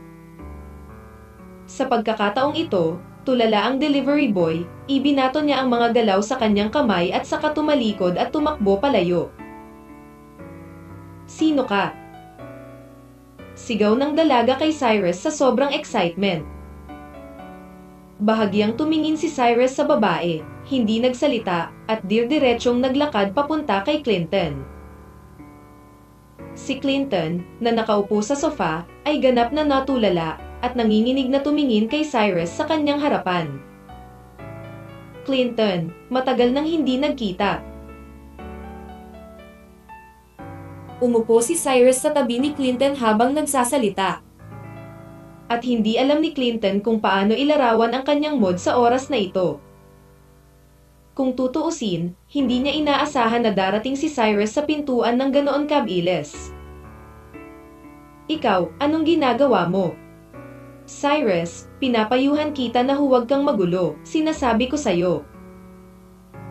Umupo si Clinton sa sofa na parang nakapin at karayom, at nauutal. Huwag kang masyadong kabahan, basta honest ka, hindi kita sasaktan. Nakangiting sabi ni Cyrus kay Clinton. Sa mga mata ni Cyrus, si Clinton ay isa lamang maliit na isda at hipon, at si Cyrus ay hindi nag-abala na gumawa ng kahit ano kay Clinton. Ikaw, anong gagawin mo? Sigaw ni Clinton kay Cyrus na kinakabahan. Nasaan si Humphrey? Tanong ni Cyrus kay Clinton sa mahinang boses. Ay, hindi ko alam. Saglit na nag-alinlangan si Clinton at saka umiling kay Cyrus. Hindi mo alam. Hindi napigilan ni Cyrus na mapamura nang marinig niya ang mga salita ni Clinton. Pagkatapos ay iniunat ang kanyang kamay at hinawakan ang kanang kamay ni Clinton, at pagkatapos ay binali ng malakas ang isa sa mga daliri ni Clinton. Ano? Hindi napigilan ni Clinton na mapasigaw, ang ekspresyon sa kanyang mukha ay sobrang sakit. Ang batang babae sa pintuan ay natakot at natulala sa oras na ito. Ang buong tao ay bumagsak sa lupa, ang mga luha ay hindi napigilan sa pag-agos, at ang maliit na kamay ay tinakpan ang kanyang bibig ng may lakas, sinusubukan na huwag gumawa ng anumang ingay. Clinton, ngayon ko lang ginawang malinaw ang aking mga salita. Hanggat tapat ka, ipinapangako kong hindi kita sasaktan, ngunit kung hindi ka makikipagtulungan sa akin ng mabuti, huwag mo akong sisihin sa pagiging bastos. Pinaikit ni Cyrus ang kanyang mga mata at bumulong kay Clinton. Matapos marinig ang mga salita ni Cyrus, ang ekspresyon ni Clinton sa kanyang mukha ay labis na masakit, at siya ay nagngangalit ng kanyang mga ngipin at sinabing, Cyrus, hindi ko talaga alam. Bitak. Si Cyrus ay walang anumang hindi kinakailangang kalokohan, at direktang sinira ang pangalawang daliri ni Clinton. Nasaan si Humphrey? Walang ekspresyong tanong ni Cyrus kay Clinton. Ay, hindi ko talaga alam. Marahil dahil sa matinding sakit, ang boses ni Clinton ay nagsimulang manginig sa oras na ito. Haha.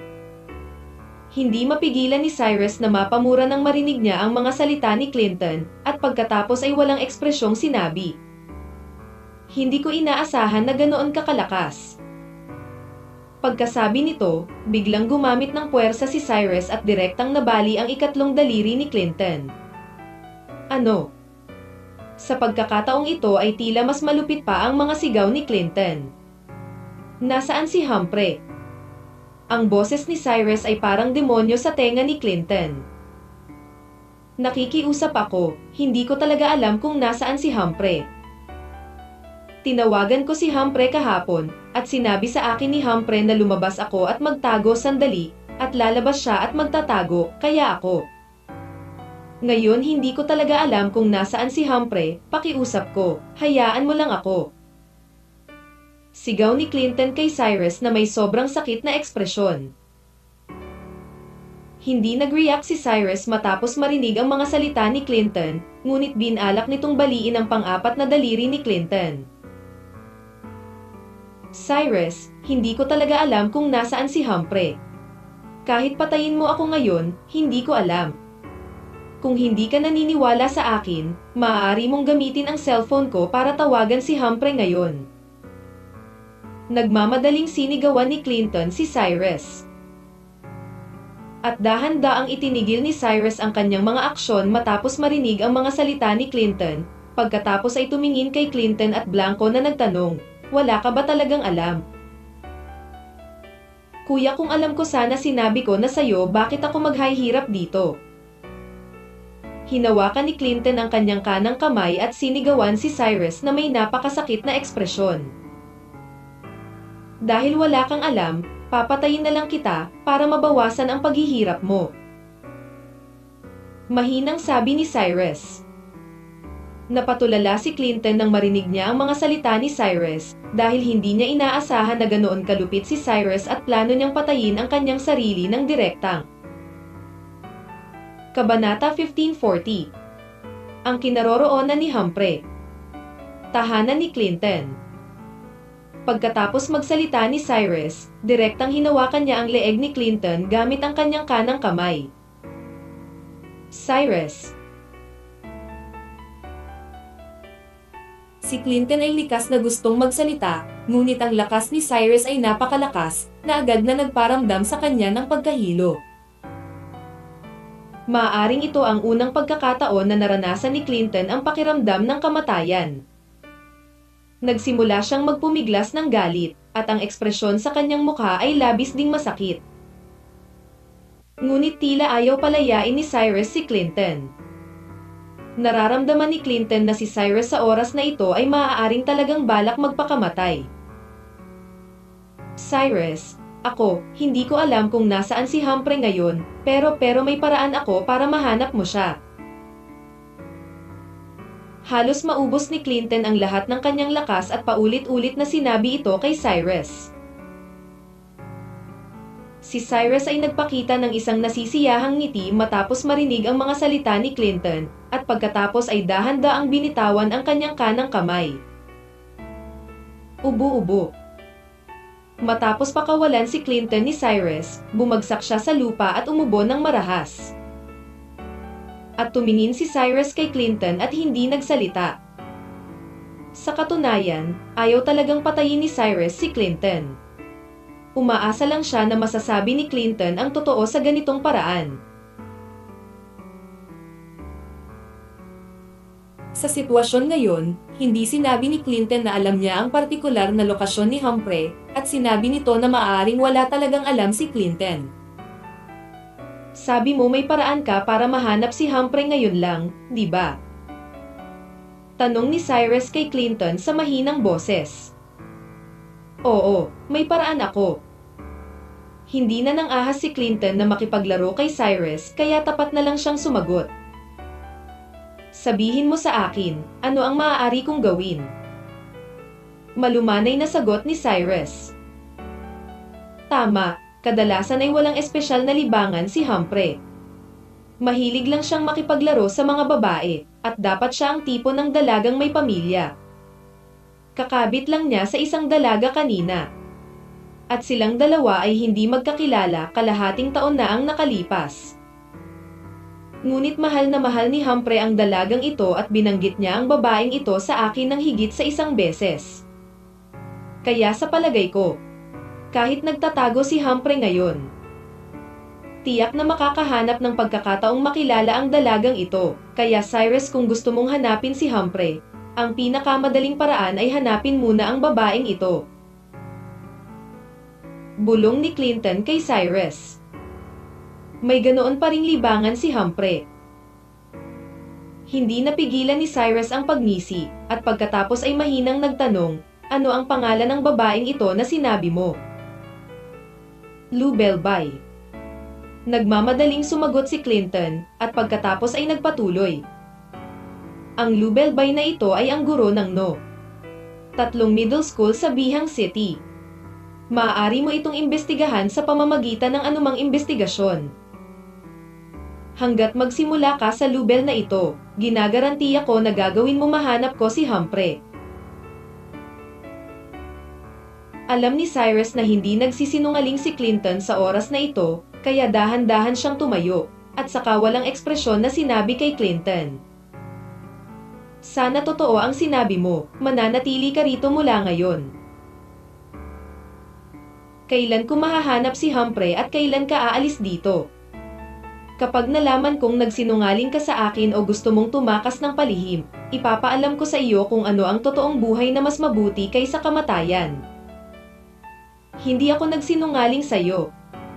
Nagmamadaling sinigawan ni Clinton si Cyrus. Bahagyang tumingin si Cyrus kay Clinton at hindi nagsalita, ngunit naglakad patungo sa labas ng villa. Sa oras na ito, ang labas ng villa ni Clinton ay pawang eyeliner ni Marites, kaya halos imposible para kay Clinton na umalis sa villa.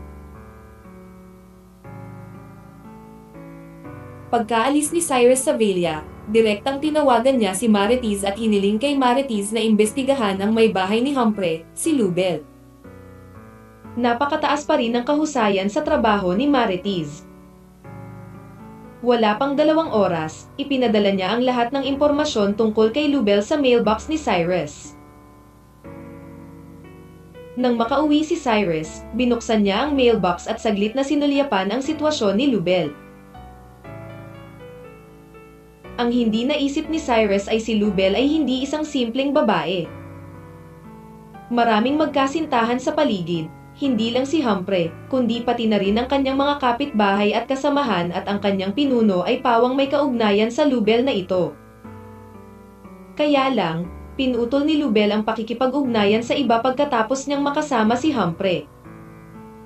Kung tutuusin, napaka-impluwensya pa rin ni Humphrey sa Bihang City, at napakasimpleng monopolyo si Lubel. Si Lubel ay isang English teacher sa isang middle school sa Bihang City. Ang kanyang background ay napaka-ordinaryo. Ang kanyang mga magulang ay seryosong manggagawa. Si Lubel ay nagtapos sa isang ordinaryong normal na universidad. Ngunit ayon sa sitwasyon ni Lubel, walang paraan para maging guro sa gitnang paaralan. Dahil lang sa may kakaibang relasyon si Lubel sa isang partikular na pinuno noong panahong iyon, kaya inilipat siya sa gitnang paaralan para maging guro. At karaniwan ng magkakilala sina Lubel at Humphrey. Nagka-love at first sight sila sa isang bar, at pagkatapos ay nagsama sila. Kung tutuusin, madalas na pumunta si Humphrey sa mga bar para makipag-ugnay sa mga kabataang babae. At si Lubel, isang babae, ay mahilig pumunta sa mga bar para hanapin ang lalaking gusto niya, kaya ang dalawa sa kanila ay itinuturing na magkatulad. Ngunit ang hindi naisip ni Cyrus ay ang Lubel na ito ay may asawa pa rin. At hanggang ngayon ay hindi pa sila naghihiwalay ng kanyang asawa. Pagkatapos basahin ang mga materyal na ito, si Cyrus ay direktang pupunta sa Lubel. Alam niya na si Lubel ang susi sa paghahanap kay Humphrey. Nang lumabas ng bahay, nalaman ni Cyrus na hindi pa rin bumabalik si Vera, na nagparamdam din kay Cyrus na may mali. Pagkatapos ng lahat, si Vera ay hindi pa nawala ng ganoon katagal at hindi siya magsasara. Kahit may nangyari. Ilang beses na sunod-sunod na tinawagan ni Cyrus si Vera, ngunit ang kabilang partido ay naka-off pa rin, kaya si Cyrus ay maaari lamang pumunta sa Lubel muna. Kung tutuusin, marami pa ring bagay sa paligid ni Cyrus, kaya hindi niya masyadong siniseryoso ang pagkawala ni Vera. Pagkaalis ni Cyrus, diretso siyang nagmaneho papunta sa gate ng isang komunidad sa Bihang City. Pagkatapos ay parada ang sasakyan, nakita ni Cyrus ang bahay ni Lubel batay sa impormasyong ibinigay ni Marites. Mahigit 7:00 na ng gabi noon, at alam ni Cyrus na nasa bahay si Lubel. At ang lugar na ito ay ang bahay na binili ni na Humphrey at Lubel. Karaniwang nagde-date silang dalawa dito. Madalas nasa business trip ang asawa ni Lubel, kaya dito lang nakatira si Lubel, naghihintay na dumating si Humphrey by the way. Tumayo si Cyrus sa harap ng pinto at nag-alinlangan ng 2 segundo, pagkatapos ay inabot at kumatok sa pinto. Sandali lang. Maya-maya ay may boses ng isang babae na nagmula sa silid, at ang boses ay napakakaaya-aya. Crunch. Ilang segundo pa ay bumukas ang pinto mula sa loob. Nang papasok na si Cyrus sa silid, sumambulat ang halimuyak. Dahil patay ang sensor light sa corridor. Hindi man lang nakita ni Lubel ang hitsura ni Cyrus. Ngunit itinuring niya si Cyrus bilang Humphrey, kaya iniunat niya ang kanyang kamay at diretsyong niyakap si Cyrus, at magiliw na sinabi, "Asawa, bakit ang dami mong araw? Hindi ka pa nagpupunta dito, lahat gusto kang patayin."